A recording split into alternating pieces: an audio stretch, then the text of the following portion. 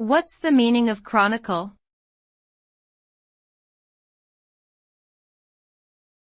Chronicle.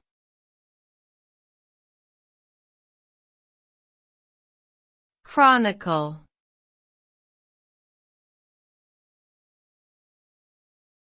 Chronicle.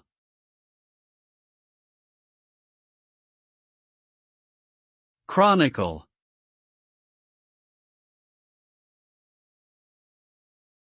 The term chronicle refers to a written record of historical events arranged in chronological order. It is a historical document that provides detailed information on important events and people of a particular era or region. A chronicle usually includes factual information, but it may also contain legends and myths.